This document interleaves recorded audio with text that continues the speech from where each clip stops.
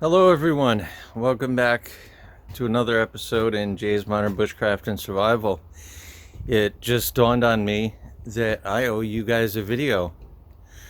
I shot my first film on how to make a bow fire late fall, and then the snow just started coming down and it kept coming down, and there was really nowhere dry for me to demonstrate it. And I was looking around today. It's gorgeous. It's almost 50, and I have some dry decking material, so I actually have a dry spot. I can demonstrate this.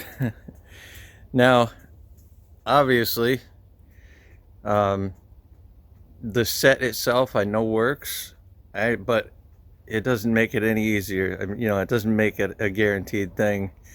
I shot a bunch of footage trying to get this coal going last time, immediately after filming the first video actually, and I had no success, and I was going to save all that footage, but it actually got deleted on accident. But I'm not going to edit this, so when I fail, you're going to see. Well, let's get started. I'll get set up. Just wanted to first show you guys when I made my first video last time. This was the hole that I used to get my first ember ever. I created these two trying to film the second half of that video, getting the ember. That's all the footage that I lost. I'm gonna try starting with this one and see how that works. I have a little piece of cardboard here to catch the dust. Now, if it was a little damp, I would like to lay a board on my hearth board rather than just put my foot on it, but I know my foot is dry in this case, so I'm just going to use my foot to hold that down.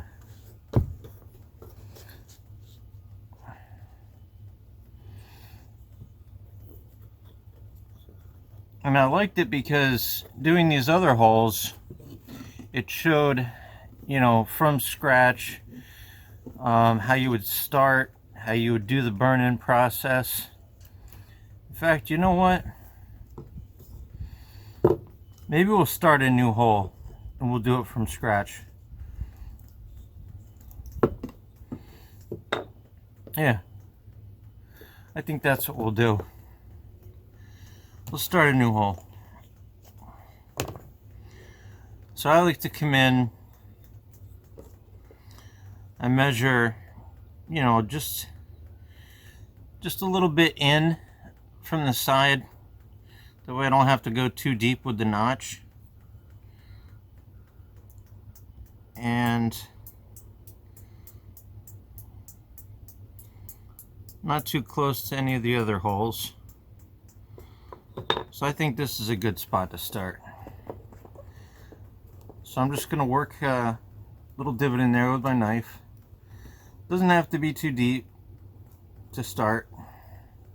Just something where that spindle will have a spot to ride. In case I didn't mention from the first video, I carved this set out of a piece of cedar. So the spindle and the hearth board are both cedar. I find that cedar is a really good, easy wood to work with when you're doing this.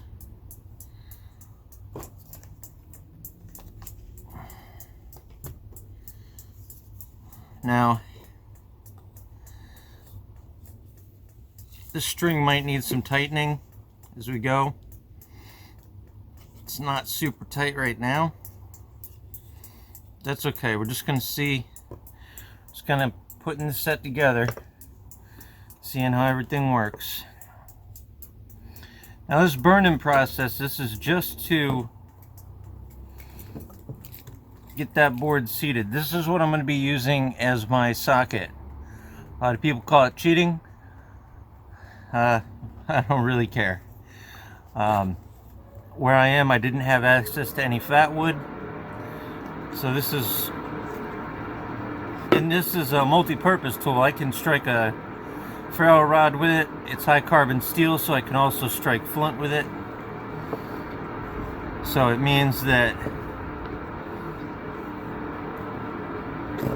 I get more for carrying less. Wow, where's my coordination here?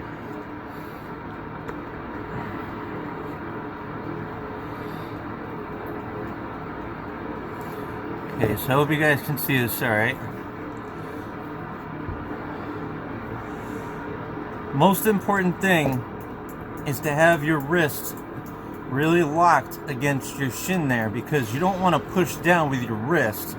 You want to push down by leaning forward, even though I'm not going to apply too much pressure just now because we're just seating the set. Just going to do nice even strokes until that kind of joins up together.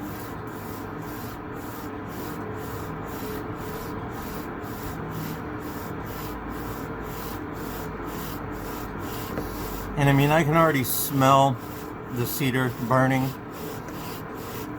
You know, when you start to pick up the speed, you'll notice smoke right away. And you can see that dust forming around the edges. And that dust actually becomes the fuel for your fire.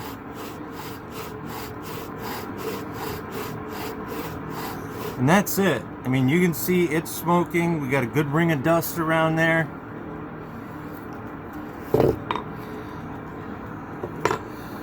That's all you want to do for your burn-in process. But I'm going to actually save that dust. That dust is precious, as you'll find out.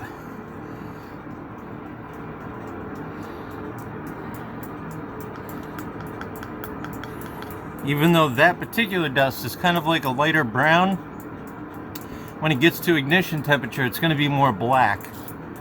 But putting it on the bottom of the pile is okay. So now what we need to do is we have to carve the notch. Now this is a really important step, getting this notch right.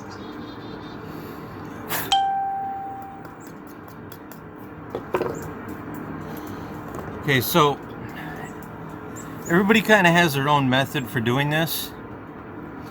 What I like to do, let me re-angle this camera because I want you to see this really close up. What I like to do is take my knife and just score a line directly from the center of the notch straight out to the edge of the board. It makes it easier for me to create the angle properly when I'm ready to create that notch. Obviously the notch is going to be angled, but now I know where center is, coming from here to the edge of the board. That way it allows me to angle it evenly, and you don't end up with an odd, angle on your notch. Like this one right here, this one is proven it's worked. I've made a coal with it. This one, I think I really messed up the notch a lot on that. That one did not work. This one, I think it was going to, but it was getting too dark to film, so I had to wait, and then it snowed. So now I'm just gonna go run, and you could do this all with a knife, but I have a small folding saw that I'm gonna use to finish this notch with. All I'm going to basically do is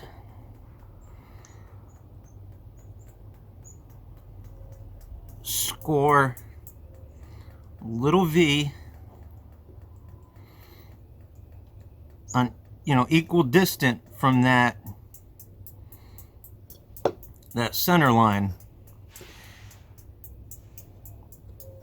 And that helps my notch stay, that nice V shape. And I'm going to carry that down right here, and that's where I'm going to start cutting. But I'll be right back with you after I'm just going to make a quick couple cuts, and I'll show you how I pop that notch out.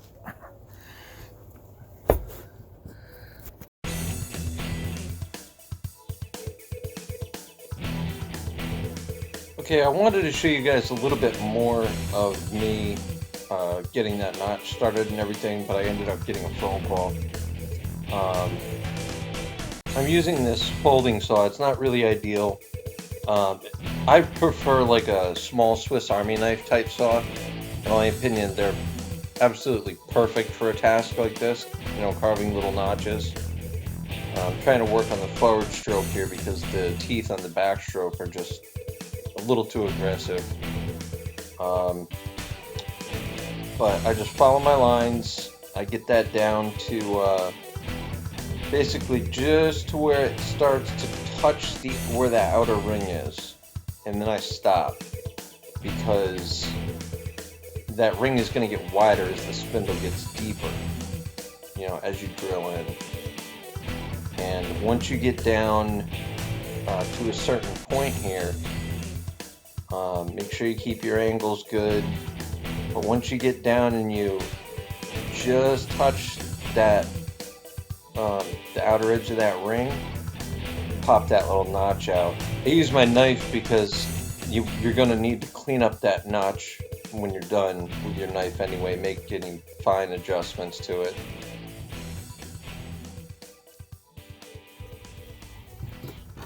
Okay, now what I like to do, you can see how that's just barely touched the edge of that notch.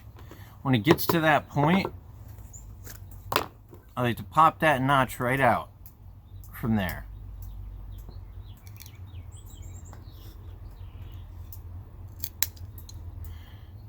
Pop that out and then really take a look at what you got.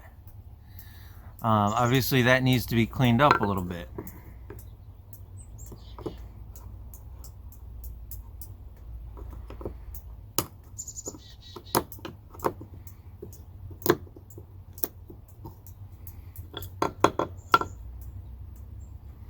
See, now that comes in at a pretty wide angle. See that wide angle? And that's what I try to be careful of, because, and that's why I don't go in too deep, because now I can narrow that down from here. You know, I can whittle it with my knife, make it a little narrower as I, you know, work my way into that notch if I need to. But I don't want to muck with it too much right now, because that hole is going to get wider as that spindle sinks itself deeper into there.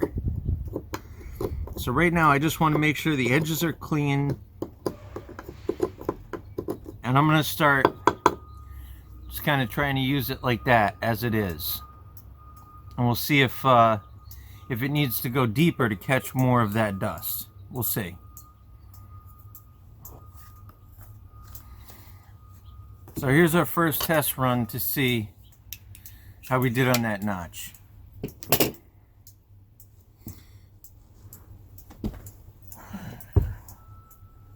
you want to get yourself back in position. Again, if you have wet feet, do not introduce the moisture into your board.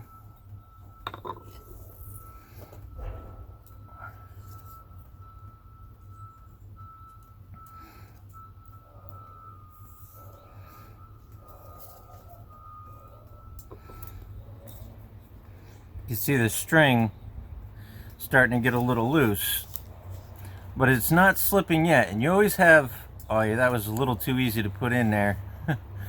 Oh, I think I know why. I went around the wrong end there. There we go. I think that should be a little tighter. And I just put it bottom up on the inside of the string, bottom up, and then just twist it down. And you want to be careful too not to touch that end too much with your hands. This end here, get some earwax. Go ahead, you know, put some earwax on that. You want that top end as lubricated as possible, because that's where you don't want your friction. There's my little handhold. Now this eliminates a lot of the friction. This makes the job a lot easier. In my opinion, the hardest part in a bow drill set, the the hardest part to come up with in nature and get right is that bearing block.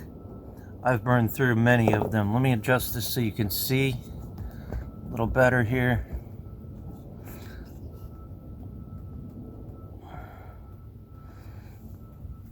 Okay. So now I'm gonna lock my wrist. I'm gonna start just like I did when I seated it. Nice even strokes. And you can already see that dust is starting to fall down into that notch. That's a really good sign. I'm really liking this so far.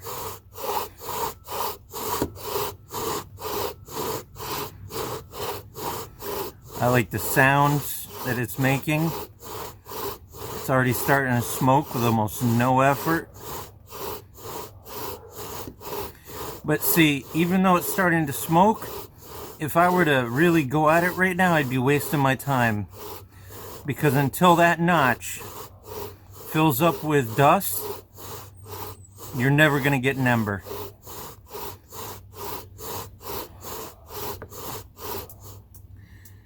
I honestly think, well, let me keep going. We'll see if it fills up. I'm getting some dust around the rim, which means it's not all going down into that notch.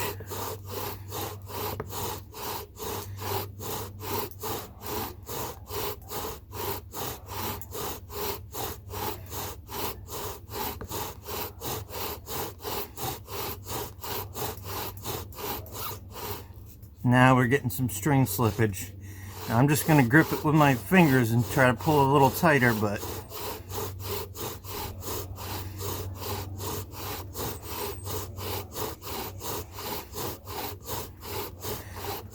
now I think that dust is kind of up at the top, so now I'm going to really start to apply some pressure and speed.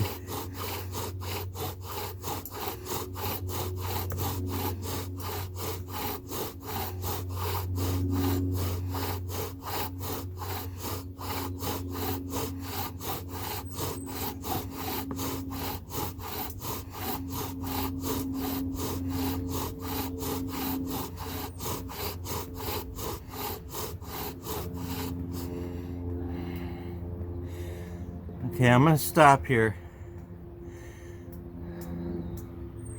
I could have a coal here, but I'm not 100% liking what I'm seeing. There's a lot of dust. Very careful taking your foot off this. You can see it is smoking a little on its own. Want to give that some air without smothering it.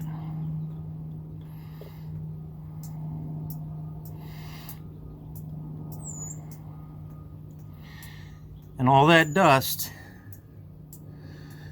and if you notice, I just set the spindle down. Be careful, because you don't want to set that moisture.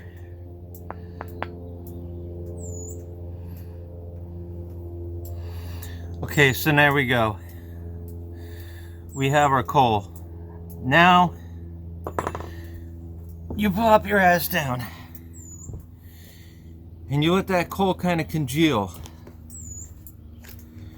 You know, if you want to use your knife, kind of help pile it up a little bit.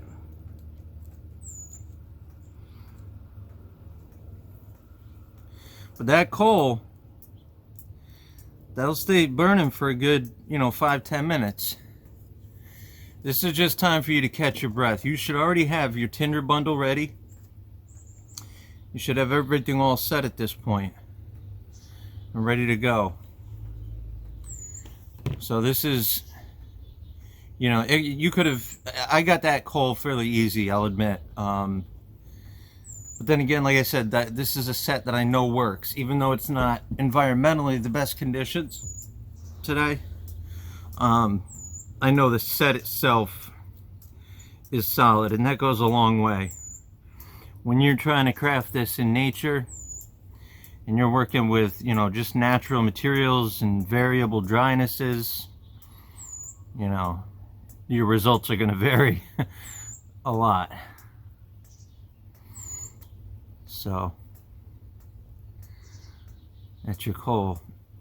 So now you would just take your once you're, you've caught your breath, you're not shaking, you're not, all nervous and jerky, you're calm. You calmly transfer this into your Tinder Bundle and you blow it to flame. I personally don't have a Tinder Bundle made, but here, let me see if I can throw one together real quick, just out of some stuff I got lying around right here. Hang on. That'll sit there and burn for a while.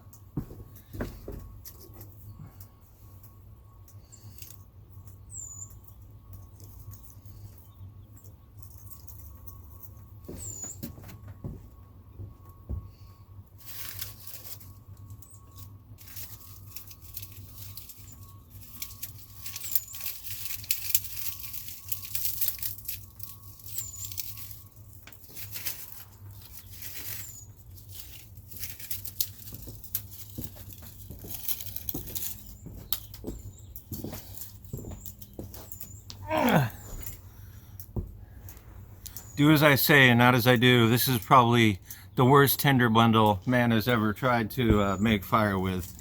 This thing is pathetic. It's some old dry leaves and some pine needles. But we're just gonna tip that right in there. If it'll get in there. All right, and then just kind of fold it around it.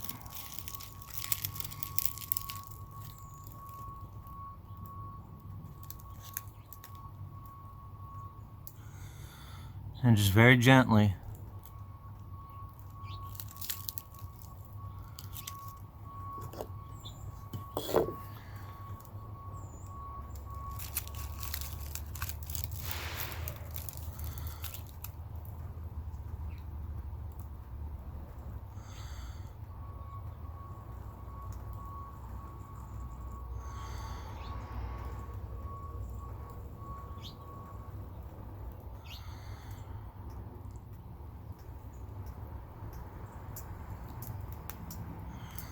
And there you go.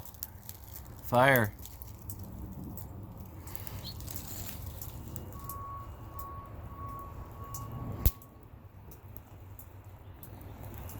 So again, that's a cedar hearthboard, cedar spindle, and ideally you would want a hard resinous wood, like fat wood is your best bet if you can grab it. Let me put this out.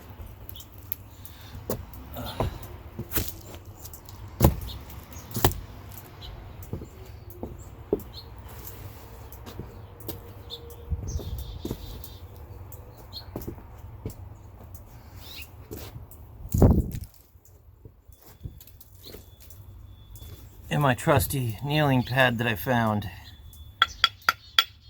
But yeah, cedar's a great wood to work with. Like I said though, before I created this spindle and this hearthboard, I could show you. I mean, I have piles of them.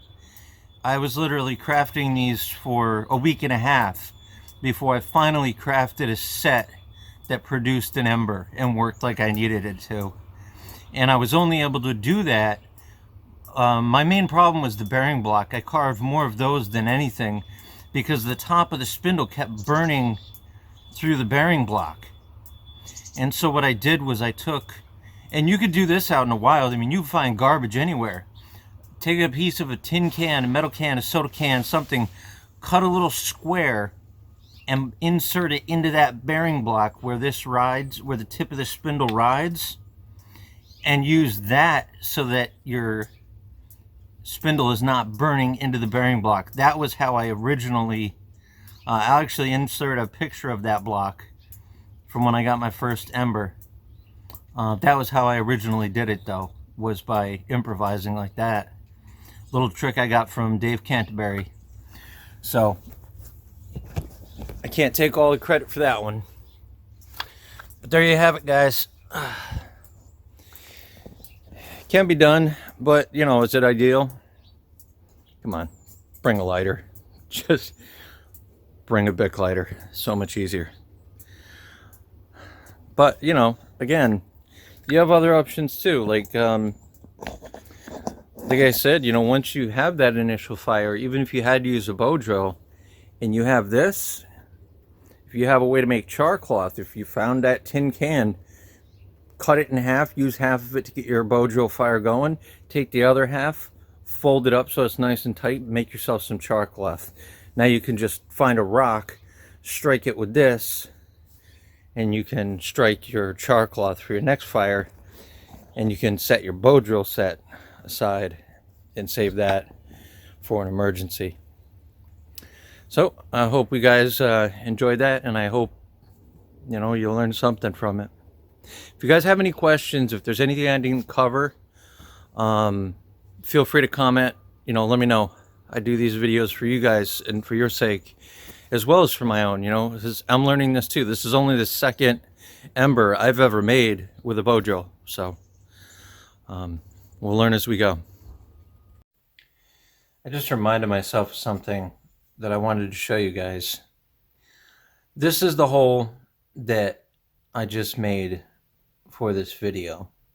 Okay. Now if you look at these other holes on the back, they're a little bit chamfered on the edges, whereas this one, you could see it's still completely squared off. When I say chamfered, all I'm talking about is basically making a slight cut. Now, if you notice, you know, I didn't do this, and this set works perfectly fine. Some people swear by doing this. Other people say, you know, it can be a little unnecessary. I've always done it in the past, to be honest with you. This was the first time I did not do it, honestly. I just wasn't thinking about it. And we're not talking about removing a lot of material.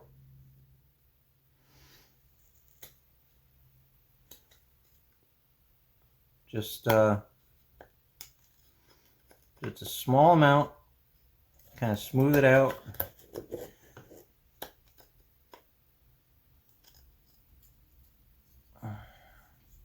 And the end result, well, I should say the